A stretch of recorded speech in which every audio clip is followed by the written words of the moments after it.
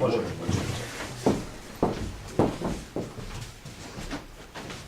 Stavite ovako, da se vidi što kaže.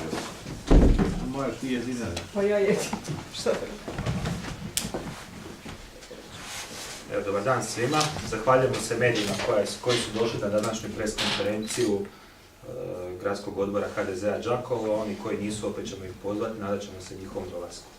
Na današnjoj pres konferenciji Đakovačkog HDZ-a postavljamo pitanje gradonačelniku Zoranu Vinkoviću, ali i Gradskom odboru HDSSB-a Đakovo, koji ima novo vodstvo sastavljeno od novih i starih članova, te članova koji su još donedavno bili žestoki oponenti politike Zorana Vinkovića.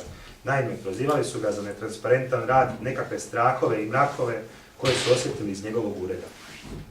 Naše pitanje je, ima li Zoran Vinković i Đakovački HDSSB u gradskom vijeću politički kredibilitet? Očito je za njih politika postizanje moći kupovinom ruku u gradskom vijeću od predstavnika različitih političkih opcija, a ne predstavljanje građana koji su ih izabrali zato što su u vrijeme izbora pričali nešto sasvim drugo. Mi u HDZ-u smo zagovarali da se na čelna mjesta gradskih tvrtki i poduzetničkog centra postave ljudi odabrani javnim natječajem i tako dobiju priliku najkvalitetniji ljudi koji bi znali upravljati najvažnijim gradskim resursima, a ne trgovinom. Krajnje neozbiljno, neodgovorno, na kraju bezobrazno baviti se politikom na takav način i postizbornim makinacijama mijenjati volju građana. Pitamo, što je to u osobama koje su izabrali građani na našim listama toliko vrijedno, a još donedavno su bili ljutiti protivnici politike i načina vođenja grada od strane gradonačelnika Zorana Vinkovića, da ih danas primi u svoje krilo i podijeli svakom od tih pojedinaca po nekoliko dobro plaćenih pozicija pri gradu i gradskoj upravi.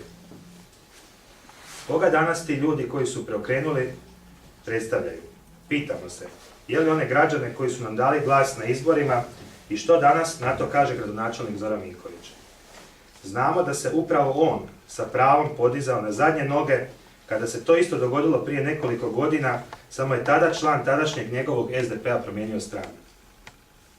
Onda s pravom to nije prihvaćao, a što se dogodilo danas da je gradonačelnik osim promjene stranke kada je iz SDP-a prešao u HDSSB, mijenja i mišljenje i svoje stavove.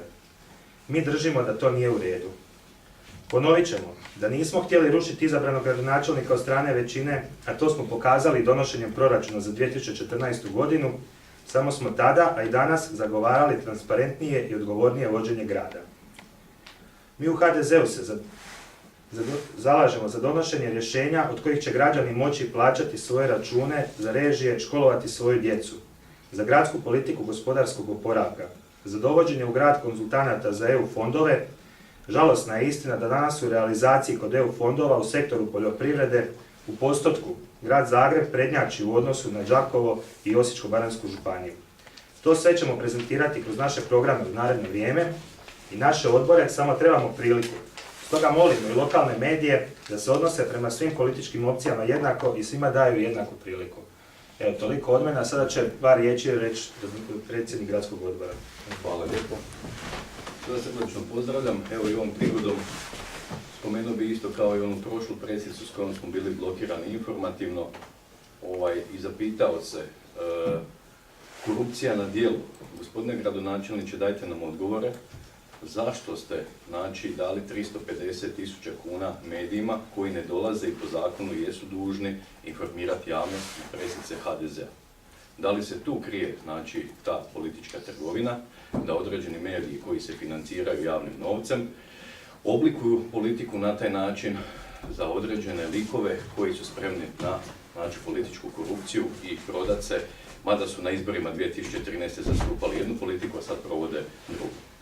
Isto stoga bi pitao i pozvao državne institucije da se zainteresiraju za situaciju u Đakovu i na temelju toga da krenu recimo na primjer od porijekla imovine. Za početak mogu krenuti od predsjednika Gradskog odbora HDZ-a, predsjednika Gradskog vijeća i gradonačelnika grada Đakova. Da istraže srazmjer ili nesrazmjer imovine spram prihoda i godina rada.